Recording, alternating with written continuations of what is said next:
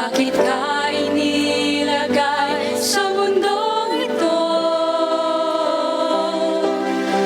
Saan ka nang galing? Saan ang patutunguhan?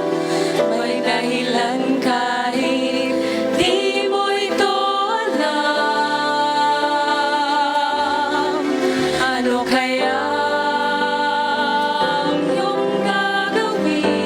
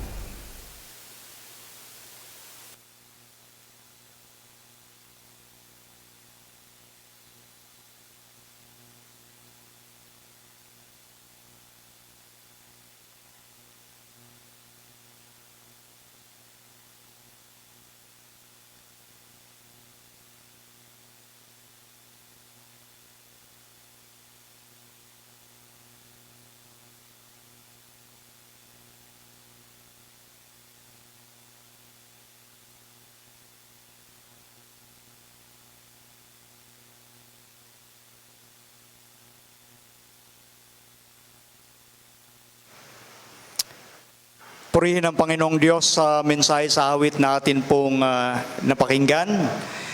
Magandang gabi ho sa atin mga kapatid, mga kaibigan. Salamat sa Diyos at tayo po ngayon ay nandito muli sa ating isinasagawang End Time Bible Prophecy Seminar na sinimulan natin noong April 1. Tayo po ngayon ay nasa ika-6 na gabi, April 6 na po ngayon. At itong pag-aaral po natin ito, may kinalaman po ito sa nais ng Diyos na maging handa po tayo sa pagwawakas ng atin hong panahon. Itong ating tema ng End Time Bible Prophecy ay may kinalaman sa prinsipyo na dapat tayong maging handa at manatiling handa. Nung unang gabi, tinalakay natin yung timeline, the end from Babylon, kung gaano nakahaba ang itinatakbo ng ating panahon. So ang propesiya ay may kinalaman sa prediction. Prophecy means foretelling or foretelling. Sinasabi ng Diyos yung mangyayari sa huling araw. Sinasabi niya yun bago mangyari. At ang isa sa purpose upang kung ito'y mangyari, magsisampalataya kayo. Sa makatuwid ang propesiya ay nagpapatibay ng pananampalataya. Noong ikalawang gabi, tinalakay natin yung may kinalaman sa dahilan ng pagdurusa ng tao. Gawa ni Satan para pigilan tayo na maging mapaghanda sa pagdating ng ating Panginoon sa pamamagitan ng bato na tatama sa malaking larawan, meaning sa huling bahagi ng panahon. Doon tatama ang bato. Nasa huling bahagi na tayo ng kapanahunan. Nasa bahagi na tayo ng divided Rome, yung paa, doon sa malaking larawan sa Daniel chapter 2. Yung bato na natibag hindi ng mga kamay. It is by supernatural force, tatama sa malaking larawan, hindi sa ulo, sa dibdib, sa tiyan, sa hita, sa binti, kundi sa paa. Sa dulong bahagi na, at tayo nabubuhay sa dulong bahagi. Kaya kinakailangan tayo maging handa at manatiling handa. So sa ikalawang gabi ng paksa, the cause of human suffering. Lahat ng paraan gagawin ni Satan para pigilin tayo na salubungin ang kingdom ni Kristo. Gumamit siya ng Antichrist sa third night ng ating topic upang makuha ang atin pong pagsamba. So ginagamit ni Satan ang suffering and psychological battle, warfare, para ang mga tao ay madaya at maligaw sa pagsamba sa ibang Diyos. Then tinalakay natin noong ika-4 na gabi ang kautusan ng ating Panginoon, ang 10 utos na nais ipalimot ng kaaway, ngunit muling nahayag ang katotohanan ito. Sa ika-5 gabi natin kagabi, tinalakay natin ang panawagan ng isang tunay at tapat na pagsamba. May kinalaman sa Sabat. Ngayong gabi naman, ang atin pong bibigyan pansin ay may kinalaman sa tinatawag na health gospel. Okay? Ang ebanghelyo ng kalusugan. Ito ay madalas na hindi talaga na pag-aaralan at binibigyan pansin ng maraming mga nangangaral na Kristiyano. Ito ay kumbaga nababaliwala ito. So ang tanong, meron nga bang ebanghelyo ng kalusugan? Di ba ang ebanghelyo lamang ay pagkilala kay Kristo at pagsunod sa kanyang utos? Meron bang kinalaman ang kalusugan sa usapin ng ebanghelyo? So yan po ang ating pag-uusapan ngayon. May mga taong nag-iisip na ang sakit ay dumarating sa tao dahil namana nila sa kanilang mga magulang. Dahil nagkasakit sila, dahil nagkataon na sila'y nagkasakit. At nagkataon na yung kanilang pamilya ay may ganong klase ng sakit na napapasa-pasa sa kanilang mga anak. So ganyan po ang setup ng konsepto ng isipan ng marami na para bagang ang kalusugan is by chance. Nagkataon lang. Nagkataon akong nagkasakit kaya ganito ako. So ang kalusugan ba ay nagkataon lang? Ang kalusugan ba ay hindi kasama doon sa paraan ng paghahanda para salubungin ang ating Panginoong Hesus? Ang pangunahing sakit na pumapatay sa tao sangayon sa pag-aaral ng mga dalubhasa ay una, heart disease, cancer, and stroke. Yan po ang mga matitinding sakit na pumapatay sa mga tao. Sakit sa puso, cancer, at stroke. Anong dahilan? Ano bang mga kadahilanan? Bakit dumarating ang tao dito sa 3 pangunahing malulubhang sakit? Dahil nga ba nagkataon na ang pamilya nila ay may mga lahing cancer? Ganun nga ba talaga ang sinasabi ng atin pong Panginoon? Pansinin po natin na si Satanas meron siyang tinatawag na mga huwad na pamamaraan, psychologically and physically. Meron siyang plano, a plan to destroy our health.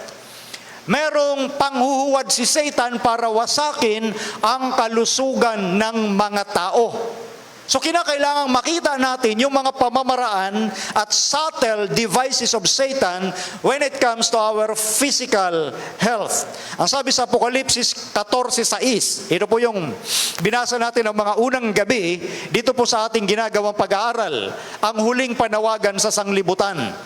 At nakita ko ang ibang anghel na lumilipad sa gitna ng langit na may mabuting balita na walang hanggan upang ibalita sa mga nananahan sa lupa at sa bawat bansa at angkan at wika at bayan. At sinasabi niya ng malakas na tinig, matakot kayo sa Diyos at magbigay kaluwalhatian sa Kanya sapagkat dumating ang panahon ng Kanyang paghatol. Doon sa ginamit natin sa atin pong ika-4 na gabi, yung pagkatakot sa Diyos ay pagsunod, paggalang, pagkilala sa Kanya, sundin ang Kanyang mga kautusan. Dito naman sa punto na ating titingnan, dito sa naka-highlight dito, magbigay ng kaluwalhatian sa Kanya. Paano ba binibigyan ng kaluwalhatian o glory ang Diyos? Ito ba ay nagtatapos lamang sa pagsasalitang praise the Lord, hallelujah? Ito ba ay nagtatapos lamang sa pamamagitan ng pananalangin? Ang pagbibigay luwalhati ba sa Diyos ay nagtatapos lamang sa pamamagitan ng pangangaral ng Ebanghelyo? Ang pagbibigay ba ng kaluwalhatian sa Diyos ay sa pamamagitan lamang ng pagmamahal sa iyong kapwa? So titingnan natin, holistic approach, ang gagawin natin, ano pa yung madalas makaligtaan ng mga lingkod ng Diyos sa isang kapamaraanan kung paano magbigay ng kaluwalhatian sa Diyos. Ito po yung topic natin ngayong gabi na nababaliwala, ngunit kabilang ito, kasama ito sa paraan ng pag-glorify o pagluwalhati sa Diyos. Anong paraan ng pagbibigay luwalhati o glory sa Diyos? Pakinggan niyo ang sabi ng apostol na si Pablo sa unang Korinto kapitulo 6 talatang 19. O hindi ba ninyo nalalaman na ang inyong katawan ay templo ng Espiritu Santo na nasa inyo, na tinanggap ninyo sa Diyos at hindi kayo sa inyong sarili? Napansin niyo po yung unang bungad ng apostol na si Pablo, it is a rhetorical question. Hindi ba ninyo nalalaman na ang inyong katawan ay templo ng Espiritu Santo na nasa inyo, na tinanggap ninyo sa Diyos? Hindi kayo sa inyong sarili. May mga tao na nagsasabi, maging yung mga nagsasabing sila'y Kristiyano, ako ang nagmamayari ng aking katawan. Kung anong gawin ko rito, yun ang masusunod kasi ako ang may-ari nito. Ganyan mag-isip ang ibang mga tao. Sila daw ang nagmamayari ng kanilang katawan. Pero dito sinasabi ng apostol na Pablo, hindi kayo sa inyong sarili. Meaning to say, hindi kayo ang nagmamayari ng inyong katawan. At ang sabi pa ho niya rito ay ganito, sapagkat kayo'y binili sa halaga, luwalhatiin nga ninyo ng inyong katawan ang Diyos. Ang isa sa paraan na hindi nabibigyan pansin kung paano luwalhatiin ang Diyos ay sa pamamagitan ng ating katawan. Ang reason kung bakit natin kailangang luwalhatiin ang Diyos sa pamamagitan ng ating katawan, tayo ay binili sa halaga. Anong halaga ang pagkabili sa atin? Sa pamamagitan ng dugo ni Kristo na nabuhos sa krus ng Kalbaryo. Sa turo po ng Biblia, 2 beses nga tayong naging pagmamayari ng Diyos. 2 beses tayong naging pagmamayari ng Diyos. Una, sa pamamagitan ng paglalang. Siya ang may-ari sa atin sapagkat tayo'y Kanyang nilikha. Pangalawa, ay nung panahong Kanya tayong tinubos. Binili tayo sa halaga. So 2 beses tayong naging pagmamayari ng Diyos. That is why, hindi kayo sa inyong sarili. Meron nung nagmamayari sa atin. Tayo po ay binili sa halaga. Therefore, luwalhatiin nga ninyo ng inyong katawan. Tandaan po natin, kasama po ito sa huling panawagan sa sanglibutan. Etong katawan natin ay may kinalaman po sa pagbibigay luwalhati sa Diyos. Kaya nga, eto naman ang sabi sa Kapitulo 10, talatang 31, kaya kung kayo'y nagsisikain man, o nagsisiinuman, o anuman ang inyong ginagawa, gawin ninyo ang lahat sa ikaluluwalhati ng Diyos. Kaya nga may kinalaman ang physical na katawan sa pagbibigay glory sa Diyos. Kaya kung ano yung kinakain natin, ano man yung iniinom natin, kinakailangan yung kinakain mo at iniinom mo, nakatitiyak ka na mabibigyan mo ng glory ang Diyos at hindi pleasure ang iyong sarili. Ang mga tao ngayon, ang hinahanap na lang ay pleasure. Kung ano yung lasa at hindi ang sustansya. Ang tao ngayon ay, kumbaga, alipin ng panlasa, hindi ng kung ano yung tama.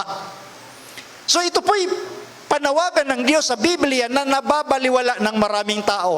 Lalo na nung dumating yung tinatawag na psychological approach ni Plato. Plato, isa sa mga Greek philosopher. Para kay Plato, ang ginagawa ng physical na katawan ay walang kinalaman sa spiritual. Meaning kung ano man ang gawin mo sa physical na katawan mo, walang epekto yan sa spiritual. Kapag ikay mananampalataya ng Diyos, para kay Plato, walang kinalaman kung anong inumin mo, kung anong kainin, kasi ang nag-glorify sa Diyos ay ang ating spirit. That is Platonism. Kaya yan po ang adopted principle and concept ng maraming mga Christian. Bakit? Sa ibang samahan ng pananampalataya, matapos na manggaling sa simbahan, kahit ministro, paglabas ng simbahan, umuusok ang bibig sa sigarilyo. Yung iba, pumupunta pa ng mga beer house para uminom ng alak. Kasi para sa kanila, walang kinalaman ang physical sa spiritual. As long as ikaw ay sumasamba sa Diyos, spiritually speaking, kahit anong gawin mo sa physical, walang epekto yan sa tayo mo sa Diyos. Yun ay galing kay Plato. Ang tawag nun, Platonism principle. So sa Biblia ba, ang physical ay walang kinalaman sa spiritual? Isang panukala upang sirain ang ating kalusugan, ang physical ba ay walang kinalaman sa spiritual? Yan nga po yung ating tanong. Ang sagot po ng Biblia, 3 John verse 2, ikatlong sulat ni Juan, talatang 2, minamahal, aking idinadalangin na sa lahat ng mga bagay ay guminhawa ka at bumuti ang iyong katawan, na gaya ng pagginhawa ng iyong kaluluwa. So dito ba magkabukod ang physical at spiritual? Magkapareho. Hindi po sila hiwalay na entity sa isang being. Ang panalangin po rito ni Juan ay guminhawa ang ating katawan physical na gaya. Pag sinabi yung gaya, pareho, gaya ng pagginhawa ng iyong kaluluwa o spiritual. So there is no dichotomy between physical and spiritual. Hindi pwedeng paghiwalayin yan. Isang being ka lang, isang entity ka lang, ang spiritual, physical, gaya, kailangang parehong malusog sa harap ng Diyos.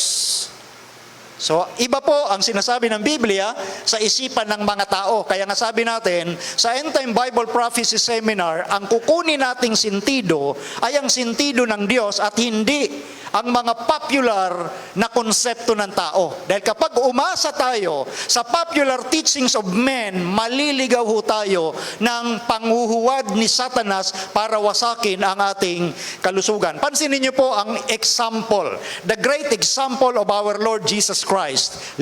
Lucas, Kapitulo 2, talatang 52. At lumalaki si Jesus sa karunungan, intellect, at sa pangangatawan, physical, at sa pagbibigay lugod sa Diyos, spiritual, at sa mga tao, social.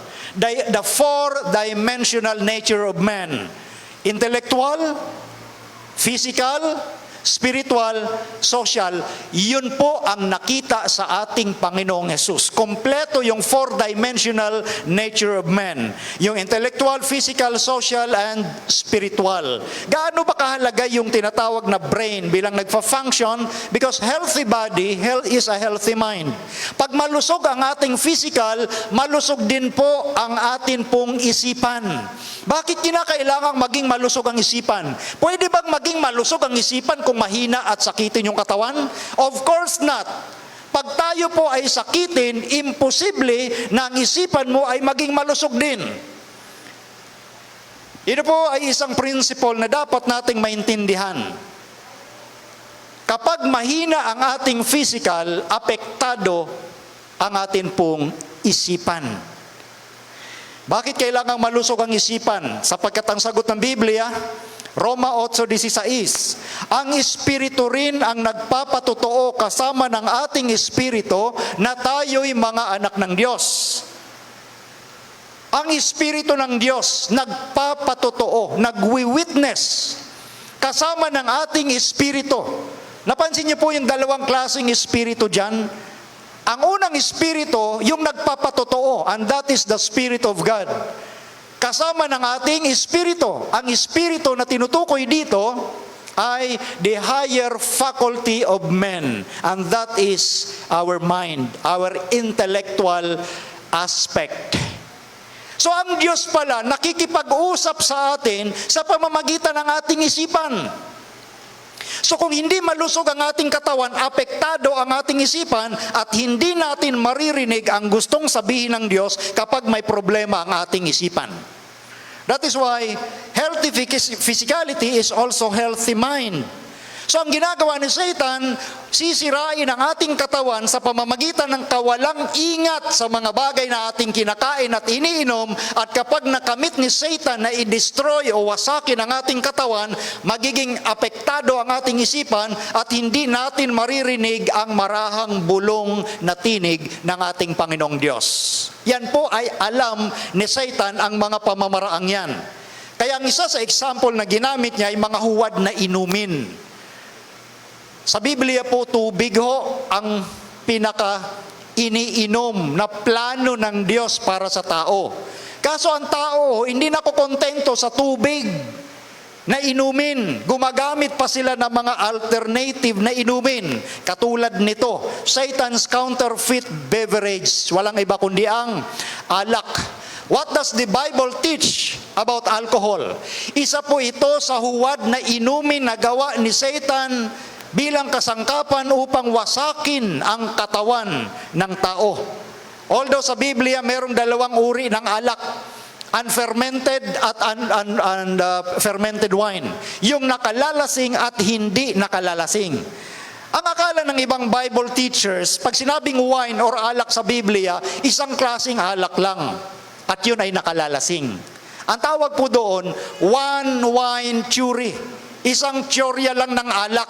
Yun ang pagkaalam ng maraming Bible teachers. Pero sa Biblia, meron hong dalawang klase ng alak, nakalalasing at hindi nakalalasing. Okay? Ngayon, ang huwad na inumin ni Satan na itong nakalalasing, of course, at yan po ang ibinabawal ng Biblia.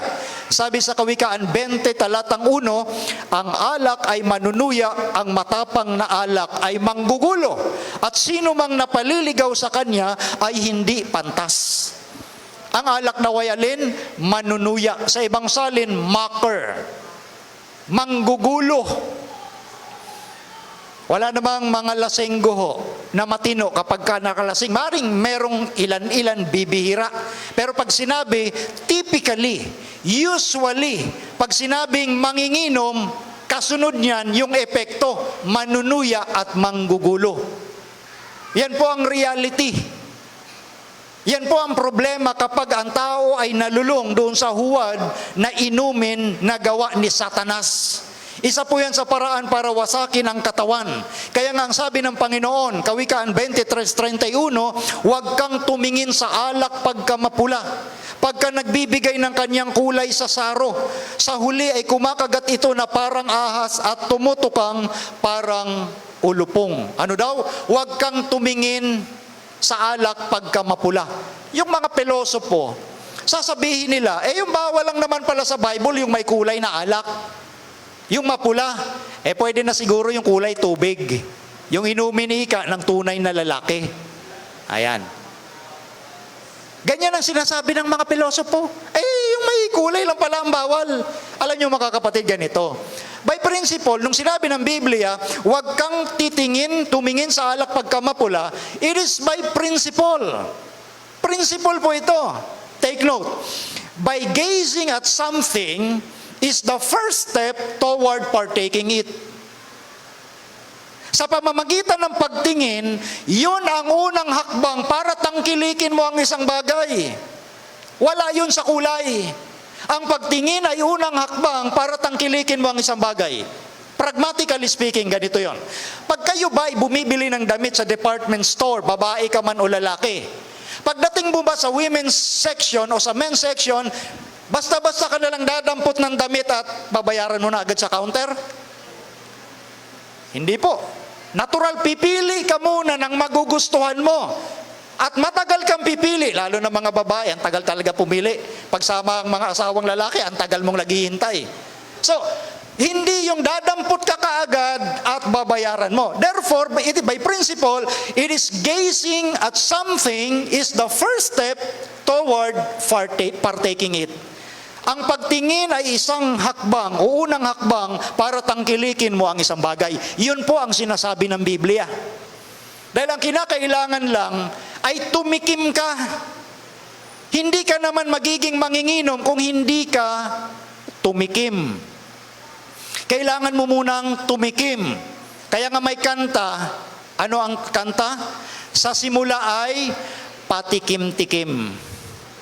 Hindi ko ipinagmamalaki. 10 years, siguro mga 5 years old ako, pinatikim ako ng lolo ko ng serbesa. Wala akong kamalay-malay. Ang lolo ko ay atheist, hindi naman siya mananampalataya sa Diyos. Pinatikim niya ako ng serbesa.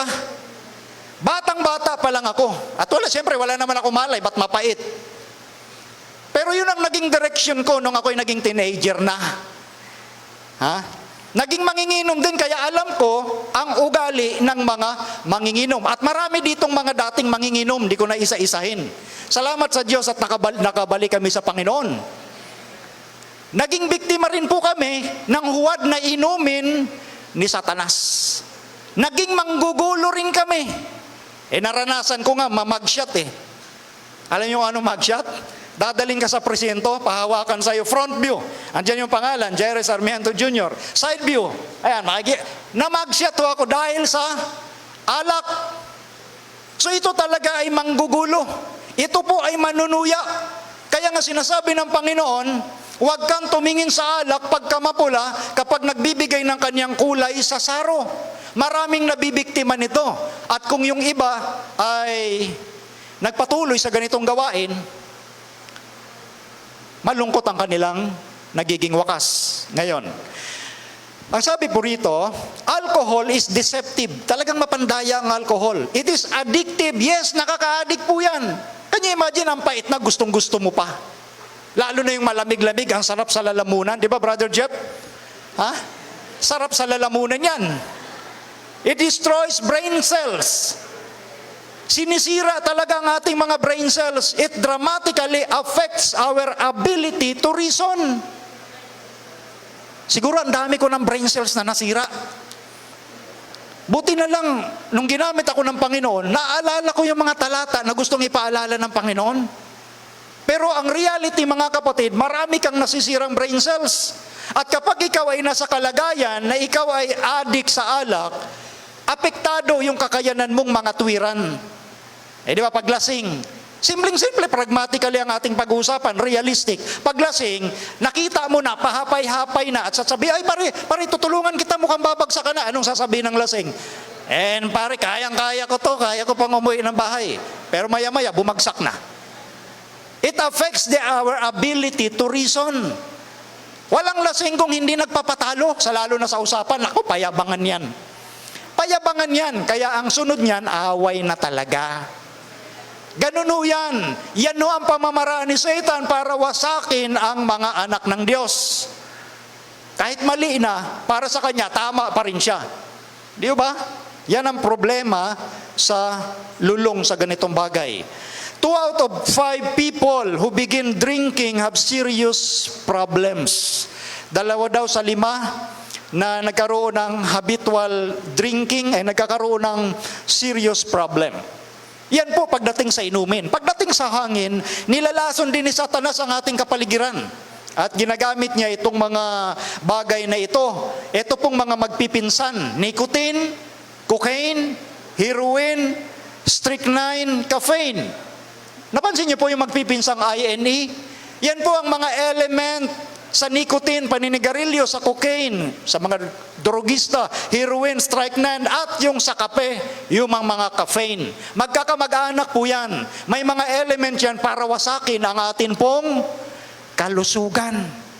Kaya nga sinasabi mismo ni Ginang White, ang pag-inom ng kape, yung habitual, yung gawain mo na, is a sin, kasalanan, sabi ng ating propetisa. Anyway, yan po ang reality sa mga bagay na ito. Mga stimulants.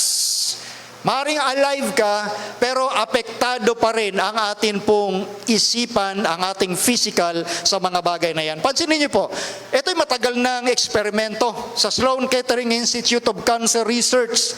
Yung isang daga, pinahiran lang nung mga nabanggit nating chemical.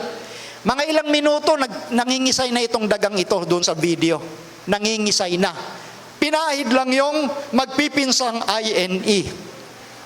Although matagal ng experiment ito. Ngayon, ito pong paninigarilyo, ito po ay nagko-contribute sa sakit din sa puso.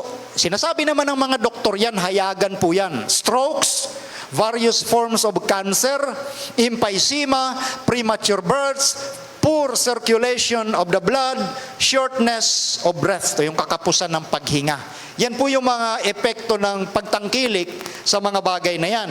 Smoking also affects not only your health, but the health of your loved ones. Okay lang sana kung ayaw mo talagang tumigil dyan.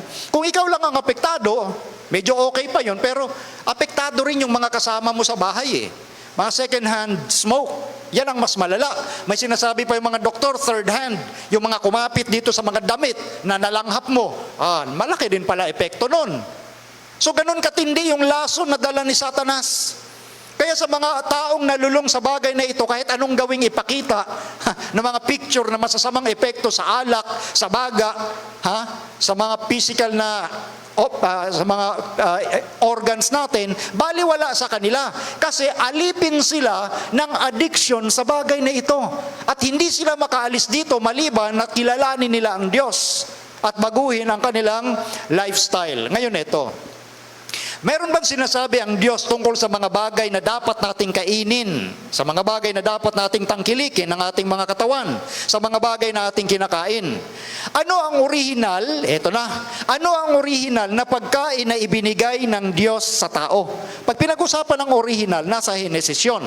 Chapter 1, verse 29. Pansinin niyo po, ang original na pagkain na plano o pinanukala ng Diyos sa tao. At sinabi ng Diyos, narito, ibinigay ko sa inyo ang bawat pananim na nagkakabinhi na nasa ibabaw ng balat ng lupa. Ano ang ibinigay ng Diyos? Bawat pananim na nagkakabinhi. At ang bawat punong kahoy na may bunga ng punong kahoy na nagkakabinhi sa inyo'y magiging pagkain. In short, ang ibinigay ng Diyos na dapat lamang kainin ng tao ay grains, fruits, and nuts. Yan po ang disenyo ng ating physical na pangangatawan. Mga prutas, mga nuts, grains. Yan ang original na plano ng Diyos. Kaya nga ang tao walang pangil. Ang mga pangil ay sa mga leon, sa mga mababangis na hayop, para lumapa ng mga matitigas na karne. Ang tao ay hindi ganun ang disenyo, dahil ito ang pinakapagkain ng tao. Kailan nagsimula ang pagkain ng karne? Kung ang original pala na pagkain ay grains, fruits, and nuts, kailan nagpasimula ang pagkain ng karne? Ito po, sa panahon pagkatapos ng baha. God instructed Noah to bring both clean and unclean animals into the ark. Nung panahon pa lang ni Noe, sa Genesis chapter 6, chapter 7, makikita na doon na kasama ni Noe na sumakay sa daong yung mga hayop na malinis at marumi. Sa hayop na malilinis ay tig-7 paris. Sa hayop na marumi ay tig-2 paris. Sa makatuwid, sa panahon ni Noe, alam na kung alin ang malinis at maruming hayop. Kaya lang hindi nakaspecified. Bakit? Kasi ang tema ng Genesis is all about origin. So yung mga detalye nun, wala talaga doon. Kaya marami ang nagtataka sa Bible interpretation na sinasabi nila, saan ba nakakuha ng asawa si Cain? Nung pinalaya siya, 2 lang silang anak naman ni Adan at Eva, si Abel. Saan siya nakakuha ng asawa? Ang hindi nila alam, pagdating sa tema ng Biblia, ang Genesis is all about origin. Hindi nakadetalye chronologically yung mga bagay na nabasa natin doon. Katulad ng mga hayop na ito, alam na ni Noe, may malinis, may marumi, kaya lang hindi nakadetalye kung ano-anong klase ng hayop. But the point is, alam nila na may malinis at maruming hayop. Ngayon, pansinin niyo po, eto na yung binanggit natin. Sa bawat malinis na hayop, kukuha ka ng tig-7 ng lalaki at ng kanyang babae, at sa hayop na hindi malinis ay 2 ng lalaki at ng kanyang babae. Pagkatapos nangyari yung baha, at bumaba na sila sa daong, natural, lunod lahat. Wala ng halaman, wala ng gulay, wala ng grains, wala ng fruits. Doon lamang pinahintulutan ng Diyos sa panahong yon na kumain ang tao ng karne. Wala ng gulay Doon lang. Pero siyempre, kukuha sila ng pagkain na malinis. Naturalmente. Doon lamang pinahintulutan. Ngayon, ito. Pagdating sa panahon ni Moises, nakaspecify na yung category ng hayop na marumi at malinis. Ito po yon. Sa Leviticus chapter 11 verse 1, at sinalita ng Panginoon kay Moises at kay Aaron na sa kanila'y sinasabi. Bago natin ituloy, sino po nagsalita? Si Moises ba o ang Panginoon? Ang Panginoon. Sinalita ng Panginoon kay Moises at kay Aaron. Nasa kanila'y sinasabi, inyong salitain sa mga anak ni Israel na inyong sabihin, ito ang mga bagay na may buhay na inyong makakain. So hindi po si Moises ang nagsabi kung alin ang marumi, o anong klaseng hayop yung dapat na hindi at pwedeng kainin. Ang Panginoon, lalong hindi ang mga Seventh-day Adventist ang nagsalita niyan. Ang Panginoon. Ano ang sabi ng Panginoon? Doon sa mga hayop na nasa lupa na pwedeng kainin. Verse 3, alinmang may hati ang paa na baak at ngumunguya sa mga hayop ay inyong makakain. Mayroong 2 palatandaan pagdating sa mga hayop sa lupa na pwedeng kainin. Alinmang hayop na ang paa ay hati at baak plus ngumunguya, pwedeng pagkain. Ngunit, huwag ninyong kakanin, sabi sa verse 4, gayon may huwag ninyong kakanin ang mga ito sa mga ngumunguya o doon sa mga may hati ang paa. Ang kamelyo, sapagkat ngumunguya, ngunit walang hati ang paa, karumal-dumal nga sa inyo. Napansin niyo po yun? Kinakailangan sa hayop ay nandoon yung 2 tanda. May hati ang paa na baak at ngumunguya. Ang kamelyo, ngumunguya nga, pero ang paa niyan, walang hati at baak. Pag pinag-usapan yung hati at baak, katulad ng baka, yun yung hati at baak. Yung paa ng baboy, hati at baak. Pero mamaya, babasahin natin ang bagay pagdating doon. Sa verse 5, at ang kuneho, sapagkat ngumunguya, datapwat walang hati ang paa, karumal-dumal nga sa inyo. Ang kuneho, ngumunguya din. Pero walang hati ang paa, ang tawag ng Biblia, karumal-dumal. Tandaan natin, pag sinabi ng Biblia ang karumal-dumal, hindi pinag-uusapan dyan yung simpleng dumi o karumihan. Na para bagang basahan na pwede mong labahan matapos marumihan. O kundi kaya yung mga damit mo na matapos marumihan ay pwede mong labhan. Hindi yun ang karumihan pinag-uusapan sa Biblia. Kaya sinasabi ng Diyos yung salitang karumal-dumal. Pag sinabi yung salitang karumal-dumal sa Biblia, ang tinutukoy doon ay ang kanyang biological nature. Meaning to say, yung karnin niya, hindi pwedeng linisin. Biologically speaking, karumal-dumal yan. Merong mga element dyan na hindi angkop sa ating mga physical na pangangatawan. Yun po ang ibig sabihin ng salitang karumal-dumal sa Biblia. Verse 7, at ang paborito, ang baboy, sapagkat hati ang paa at baak, datapwat hindi ngumunguya, karumal-dumal nga sa inyo. Tingnan nyo, yung baboy, yung paa niya, hati nga at baak, pero hindi ngumunguya. Anong tawag ng Diyos? Karumal-dumal. Sino nga may sabi? Ang Panginoon, hindi si Brother Melvin, hindi ang mga Seventh-day Adventists, at lalong hindi si Moises. Ang Panginoon ang nagsabi. Ang Panginoon ang gumawa ng mga hayop na ating binasa. Alam ng Panginoon kung ano ang sangkap ng mga yan, kaya sa panahon pa lang ni Noe, sinabi na ng Diyos kung alin ang marumi, kung alin ang malinis. Gagamitin lamang natin yung manual ng Diyos, yan po ang Biblia, para ma-identify kung ano ang marumi at malinis. Sabi ng iba, may mga baboy, Brother Melvin, na organic ang pinapakain, nakatira pa nga sa hotel yan Ginagawang pet, pwede yon?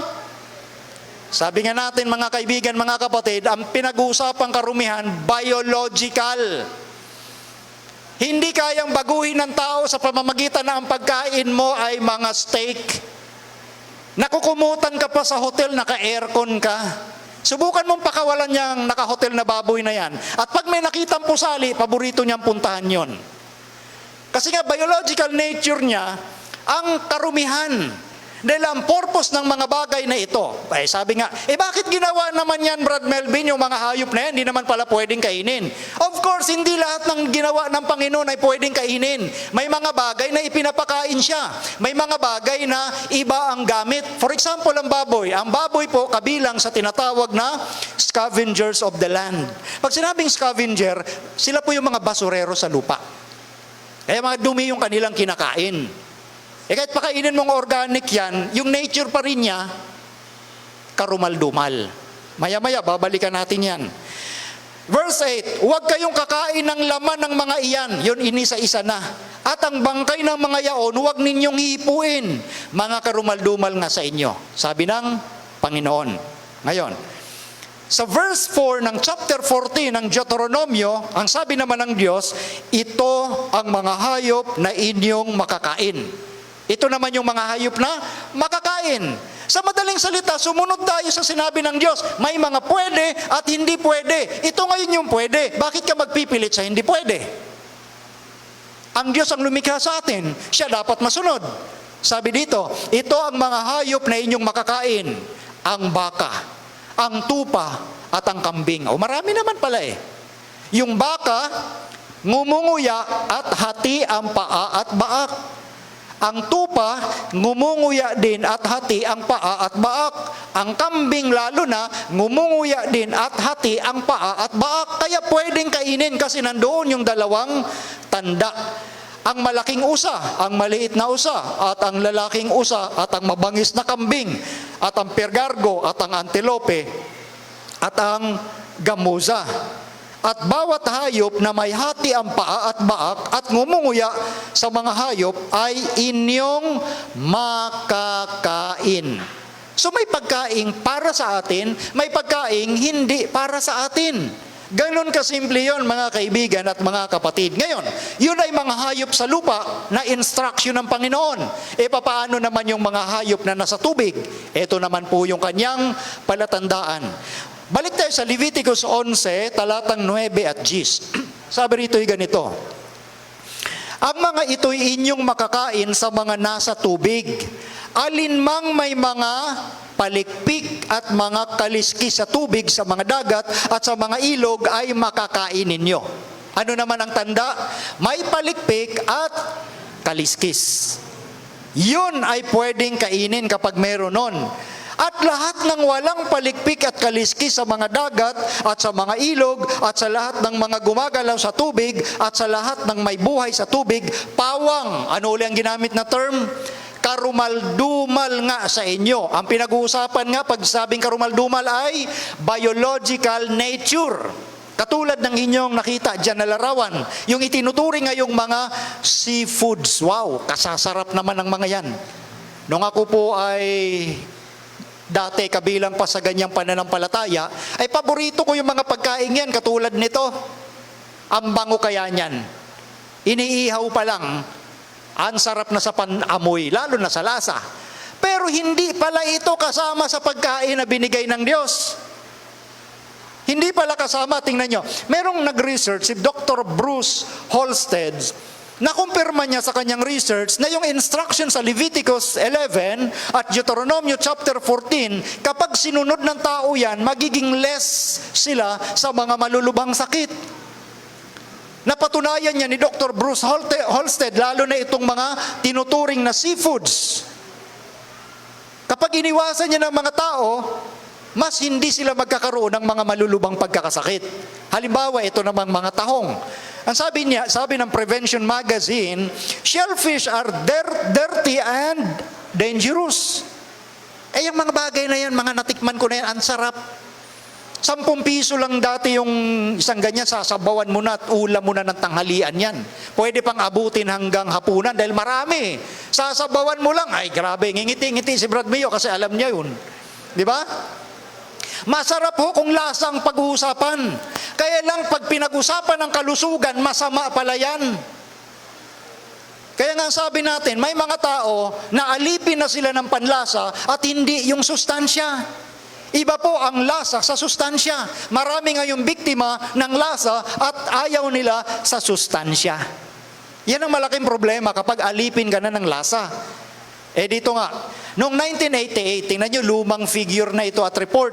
Noong 1988, halos 300,000 na mga Chinese sa Shanghai ay nagkaroon ng hepatitis A mula sa tulya. Kita mo yan? Lalo na yung tahong, di ba, pag panahon ng red tide, nagbabawal ang BIFAR na huwag kayong kakain ng tahong kasi may red tide. Ano ba yung red tide? Di ba ang red tide ay toxic? Nakalalason yun na nandoon sa tahong.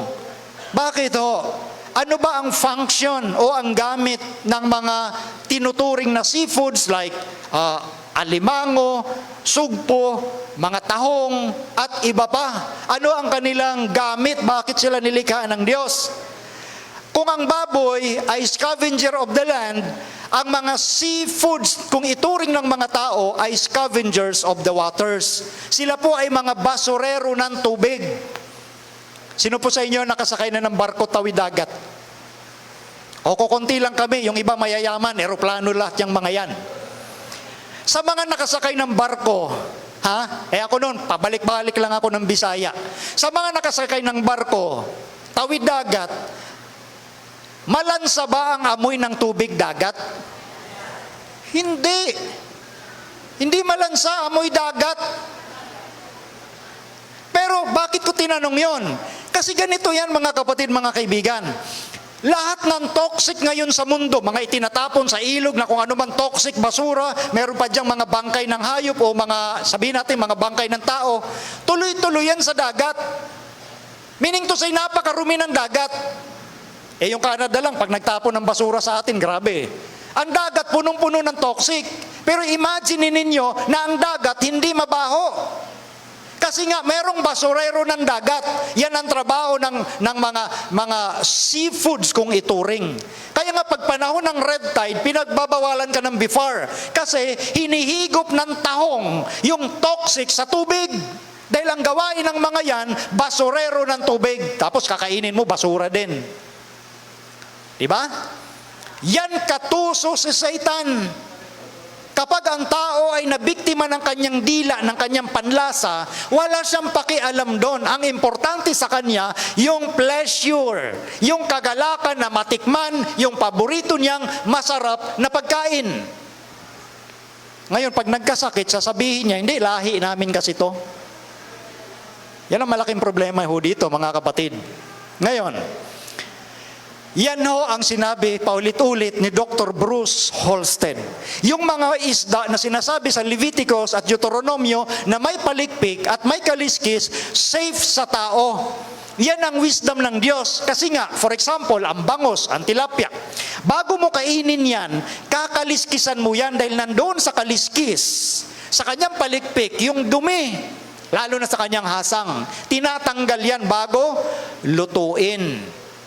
Kagaya ng mga isda na, for example, yung mga hito, wala yang kaliskis. Pero ang hito, ang sarap. Lalo na pag inihaw mo at ginataan. Kami noon, pag nanghuli ng isda, ang huli namin, literal isang planggana, ganun karami kami manghuli. Dahil nililimas namin noon ang ilog. Naranasan ko yung mga ganung bagay. At paborito kong kainin, hito. Dahil malinamnam yung laman. Kaya pala malinamnam, lahat ng dumi kumakapit sa laman. Ganun pala yon. Kaya marunong ang Diyos.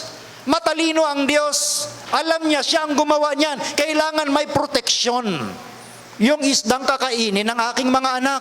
Bago nila kainin, tanggalin muna yung kaliskis. Yun po yung dunong ng Diyos. Ngayon, ito mga kapatid.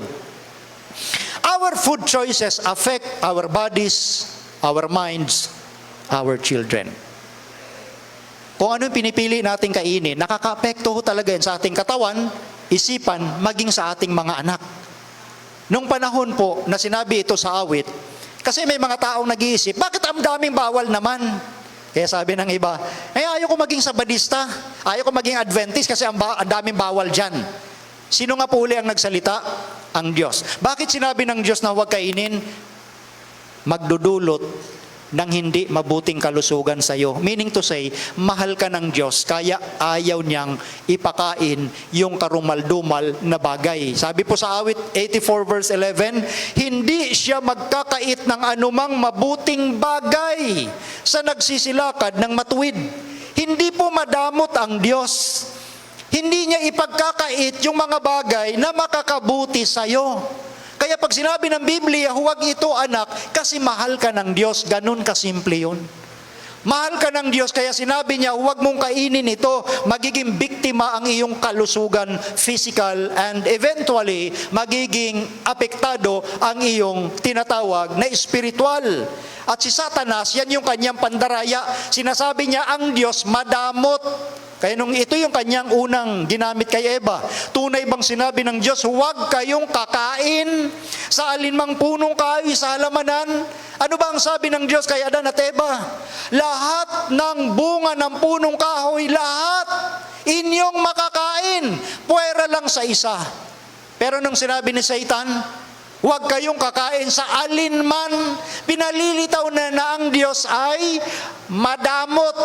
Si Satan po ang merong ganong isipan na ipinaintindi sa mga taong biktima ng panlasa. Yung nagsasabi, ang dami namang bawal dyan, ang hirap naman pumasok dyan. Prinsipyo ni Satan yun.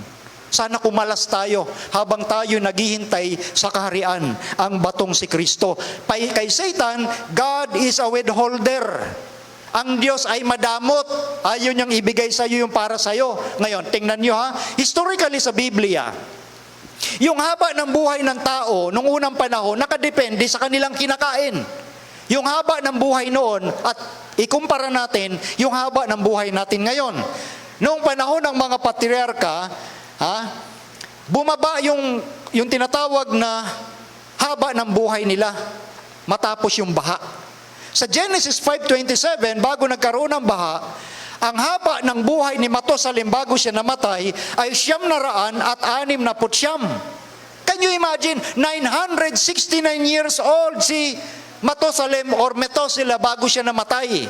Ang pagkain niya ay grains, fruits, and nuts. Sino pa? Si Adan, 930 taon, 930 years ang buhay niya. Sino pa? Si Seth, 912 taon, 912 years. Grains, fruits, and nuts ang kinakain nila, walang karne. Si Enos, 905 taon, 905 years old. Sino pa? Si Kainan, 910 taon, 910. Sino pa? Mahalael, 895 taon, 895 years old. Si Lamek, 777 taon, 777 ang edad niya bago namatay. Sa awit, ito na.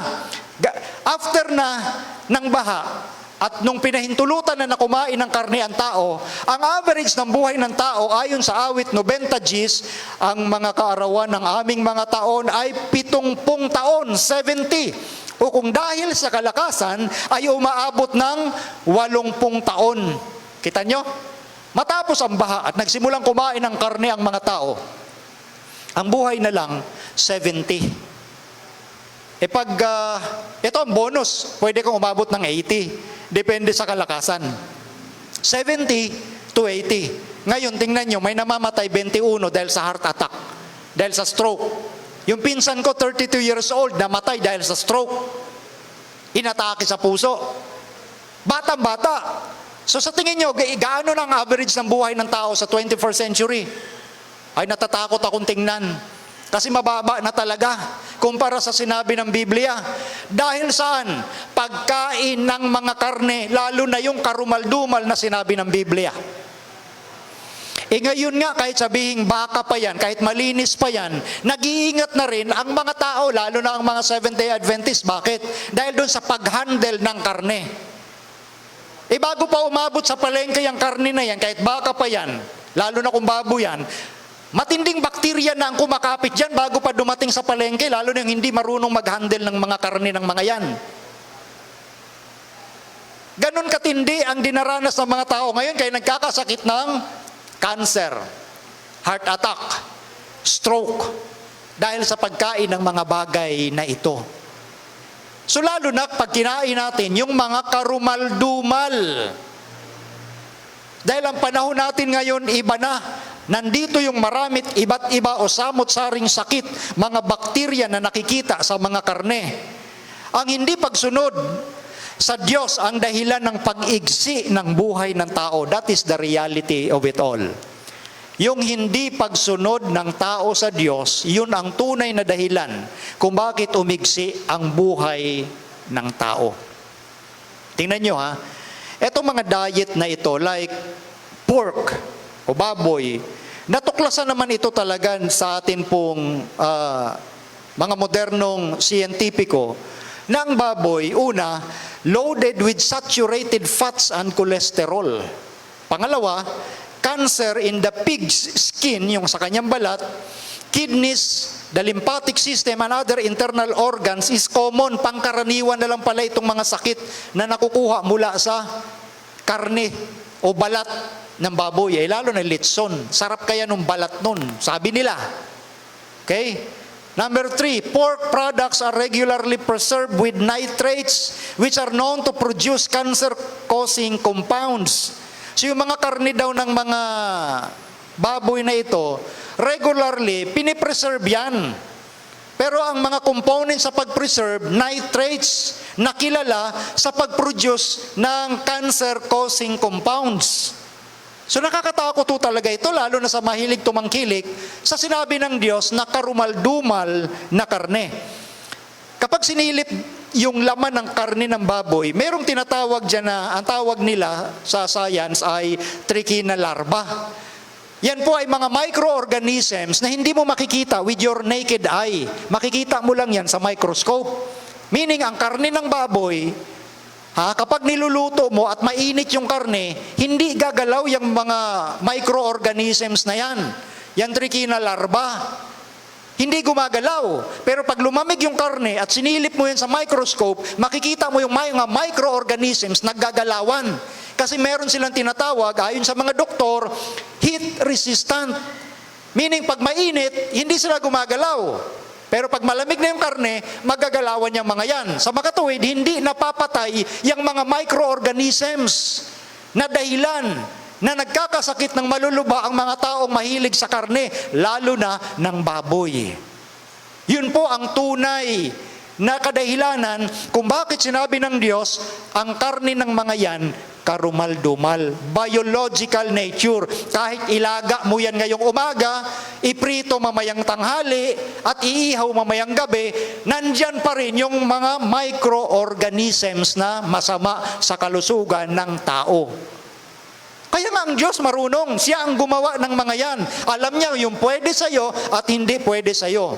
Noon, Health important disease in the ancient world, lalo na sa Egypt, pinag-aralan yung mga mummified, yung mga bangkay noon ng mga Egyptian. Eto, nung pinag-aralan nila, ang karaniwang sakit na ikinamamatay ng mga Egyptians ay ito. Ito yung mga disease na nakuha. Number 1, heart diseases, cancer, vascular diseases, arthritis, hepatitis, tetanus, trichinosis, yung binanggit nating trichina larva, isang component. Number 8, lockjaw. Yun ang karaniwang ikinamamatay ng mga Egyptians. Bakit ho? Bakit yung mga bagay na yun ang naisa-isa? Kasi ang mga Egyptians mahilig sa karne ng baboy. Yun ang usual na ikinamamatay nila. Kung papaano ngayong 21st century, ang cancer, heart attack at stroke ay mga pangunahing sakit na pumapatay sa mga tao dahil sa kahihilig, tumangkilik ng mga bagay na sinabi ng Diyos, karumal-dumal. Yun po ang realidad. Hindi dahil sinabi lang ng mga Seventh-day Adventist. No! Sinabi ng Diyos dahil mahal kayo ng Diyos. That is the reality. Mahal tayo ng Diyos, kaya ayaw niya maapektuhan ang ating kalusugan dahil kapag naapektuhan ang ating kalusugan, maapektuhan ang ating spiritual. Hindi natin maririnig yung marahang bulong na tinig ng Diyos. Sa mga tuwid, health is not a matter of chance, but it is a matter of choice. Ang kalusugan po ay hindi nagkataon lang na kami sakitin na ang pamilya namin ay magganitong malulubang sakit. No. Health is not a matter of chance, it is a matter of choice. Pagpili mo yan. Yan ang pinili mong lifestyle. Our own lifestyle that's killing us. Yung ating pong mga lifestyle ang pumapatay sa tao. Dahil yan ang pinili mong diet. Yun ang tunay na dahilan. Pero kung ikaw, ako, tayong lahat ay nag-iingat sa mga bagay na ating kinakain, gaya ng sinasabi sa Biblia, doon mabibigyan natin ng luwalhati ang Diyos. Kaya nababaliwala ang paksang ito, ayaw ni Satanas malantad sa isipan ng marami na ang kalusugan ay kasama sa Ebanghelyo. Kasama po ito sa Gospel. Kaya nga tinuturing natin na ang pangangaral na may kinalaman sa kalusugan ay right hand ng evangelism. Dahil kasama yan sa huling panawagan, magbigay kaluwalhatian kayo sa Diyos. At ang isa sa paraan ng pagbibigay luwalhati sa Diyos sa pamamagitan ng ating mga katawan. Kung ano ang kinakain mo, kung anong iniinom mo, bigyan mo ng luwalhati ang Diyos. Yan ang katotohanan dito, mga kapatid, mga kaibigan. So may mga nag-iisip, itong mga pinagsasabi ni Brother Melvin, di ba ito'y napako na sa krus? Yung mga pagbabawali ka ng mga kinakain, pinako na sa krus? Tanong mga kaibigan, mga kapatid, si Kristo ba'y naparito para linisin yung mga hayop na karumal-dumal? Lalo na yung mga baboy? Yan ba ang mission ni Kristo kung bakit siya nagpapako sa krus para malinis ang baboy? Hindi ba namatay si Kristo sa krus para linisin tayo sa ating mga kasalanan? Christ came to save sinners. Si Kristo ay naparito para linisin tayo sa ating kasalanan at hindi upang linisin yung mga karumal-dumal na hayop na sinabi niya sa aklat pa lamang ng Leviticus. Hindi yun ang purpose o layunin kaya siya naparito. Nabibigyan po kasi ng ibang interpretasyon o pakahulugan yung pangitain o panaginip ni Pedro. Nang si Pedro po ay nanaginip, sinabi ng Diyos kay Pedro, huwag mong tawaging marumi ang anumang pagkain. Nung nanaginip si Pedro ng isang kumot na bumababang galing sa langit at nandoon sa kumot yung iba't ibang uri ng hayop. Marumi at karumal-dumal. Sinabi ng Diyos kay Pedro sa pangitain, Pedro, magtindig ka, tumayo ka, magpatay ka at kumain. Ang sagot ni Pedro, Panginoon, kailanman hindi ako kumakain ng karumal-dumal. Sinabi uli ng Diyos, magtindig ka, magpatay ka, kumain. Sabi ni Pedro, hindi talaga ako kumakain, Panginoon, ng karumal-dumal. 3 beses nangyari yung pagtanggi ni Pedro, sapagkat 3 beses sinabi sa kanya ng Diyos. At nung magising si Pedro, nagkaroon siya ng isipan. Ang sabi niya sa verse 17, samantalang natitilihang totoo si Pedro sa kanyang sarili kung ano ang kahulugan ng pangitaing kanyang nakita. Nung nagising na si Cornelio, si Pedro sa panaginip, nag-isip siya, natitilihan siya. He was perplexed kung ano ang kahulugan. Meaning yung kanyang napanaginipan, merong kahulugan. Hindi direkta na ang kahulugan ay pwede nang kainin yung binanggit sa Levitico na mga karumaldumal. Meron siyang kahulugan. At ito na nga, nang may pagtanong na, may naghanap kay Pedro. Nang may pagtanong, ang bahay ni Simon ay nagsitayo sa harapan ng pintuan. Ngayon, pinatawag pala siya, pinapunta sa bahay ni Cornelio. At ito ang tagpo sa verse 28. At sinabi niya sa kanila, nalalaman ninyo, sabi ni Pedro, na hindi matuwid sa isang taong Hudyo na makisama, lumapit sa isang taga-ibang bansa, at gayon may ipinakilala sa akin ng Diyos na sino mang tao'y huwag kong tawaging marumi o karumaldumal.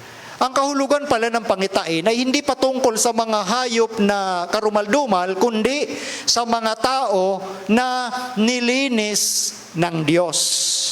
Kasi po si Pedro at ang mga Hudyo, sangayon dyan sa sinabi niya, sangayon sa sinabi ni Pedro kay Cornelio at sa mga hintil, nalalaman ninyo na hindi matuwid sa isang taong Hudyo na makisama o lumapit.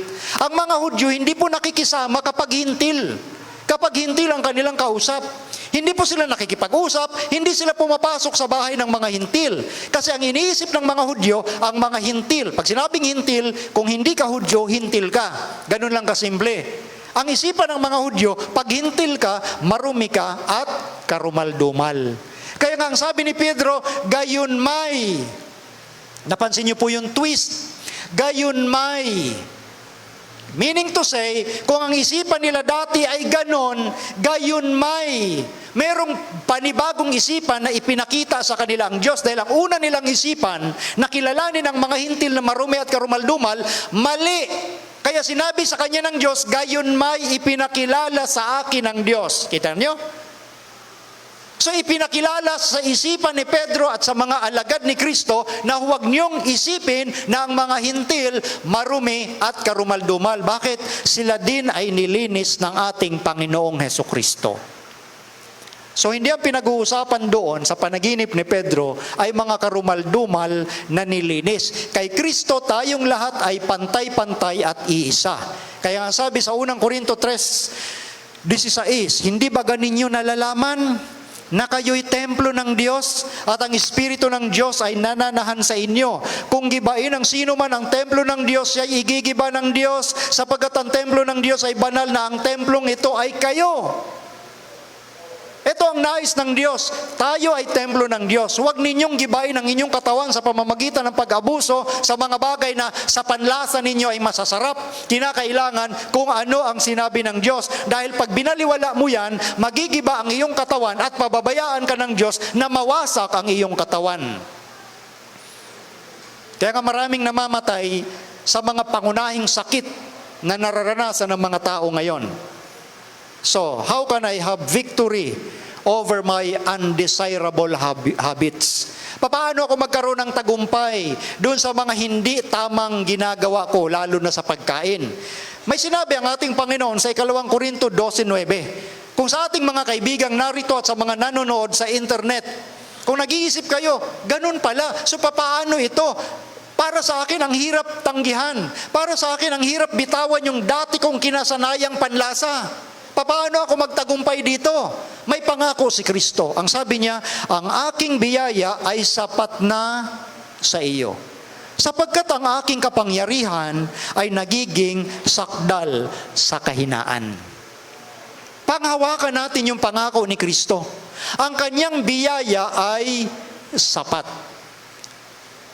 Panghawakan natin yon. Pagtiwalaan natin yon. Magtatagumpay ka diyan, kaibigan, sa iyong undesirable habits. Kaya nga, sabi sa Roma 12:1, kaya nga, mga kapatid, ipinamamanhi ko sa inyo, alang-alang sa mga kahabagan ng Diyos, na inyong iharap ang inyong mga, ano sabi? Katawan na isang haing buhay, banal na kaaya-aya sa Diyos na siya ninyong katampatang pagsamba. Hinihingi ng Diyos yung ating paglilingkod sa pamamagitan ng ating katawan. Yan po ang isa sa paraan ng pagluwalhati sa Diyos. Mga kaibigan, mga kapatid, huwag nating baliwalain ang paksang ito sa end-time Bible prophecy, sapagkat ito po ang sangkap sa paraan na tayo'y makapaghanda at manatiling handa sa pagdating ng kaharian ng batong si Kristo. Ingatan natin ang ating mga kalusugan sapagkat kasama yan sa pagbibigay luwalhati sa Diyos. So, what does it mean to glorify God? It is to live your life with God. Ito po ang paraan ng pagbibigay glory sa Diyos, mabuhay tayo na buhay na gusto ng Diyos. Ang buhay na gusto ng Diyos ay ang inyong narinig sa gabing ito pagdating sa usapin ng health gospel, ebanghelyo ng kalusugan. Si Satanas, meron siyang mga huwad na pagkain at inumin para lasunin unti-unti ang ating mga katawan, para mawala ang ating kapit sa Diyos, para mawala ang ating focus sa batong darating, sa kaharian ni Kristo na malapit nang dumating. Inaalis ni Satan ang focus natin doon. Paano maalis? Pag nawasak niya ang ating physical, mawawasak din ang ating mental, ang ating spiritual aspect. Kinakailangan ang health gospel ay maiparating sa lahat ng mga anak ng Diyos. Uulitin ko, hindi po kami humahatol sa mga taong may ganitong habit sa pagkain ng mga hindi pinapahintulot ng Diyos. Nandoon pa sila sa kanilang kahinaan. Kaya kinakailangan ninyo, mga kapatid, mga kaibigan, iluhod ang ating mga tuhod sa Diyos at hingin ang kanyang biyaya na ipinangako niyang sapat na sa iyong kahinaan. Nais ng Diyos na magtagumpay ka at hindi ka papabayaan ng Diyos. Hindi basta sinabi ng Diyos, huwag mong kainin yan. Kundi ang gagawin ng Diyos, halika anak, tutulungan kita para hindi mo nagawin yung mga bagay na yan. Ganun po ang Diyos. Hindi lang siya basta parang manager na naguutos. Tinutulungan kanya para masunod ang kanyang utos. Kaya ang sabi niya, ang aking kalakasan ay mangingibabaw sa iyong kahinaan. And that is the good news of this health gospel. Pinapangako ng Diyos na ang kanyang kapangyarihan ibibigay sa iyo. Mahal ka ng Diyos, kaibigan. Hindi paghatol ang paksang ito, kundi pagbubukas isipan na mahal ka ng Diyos, gusto niya na maging handa ka at manatili kang handa sa panahon ng kanyang pagdating. At yan po ang ninanais naming lahat. Tayong lahat maging handa. Hindi lamang ikaw, kundi ang bawat miyembro ng iyong pamilya na magtatalaga ng buhay mula sa gabing ito upang kamtan ang biyaya at kapangyarihan ng Diyos na maging handa, manatiling handa sa kanyang ikalawang pagdating. Pagpalain tayong lahat sa gabing ito.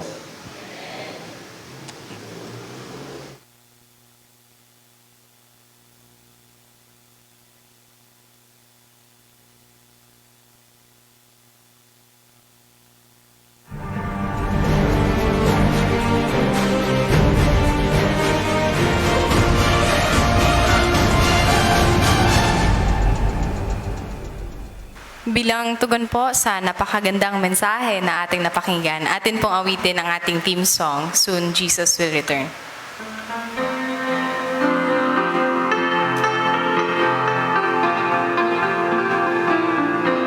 Tayo pong lahat ay tumayo.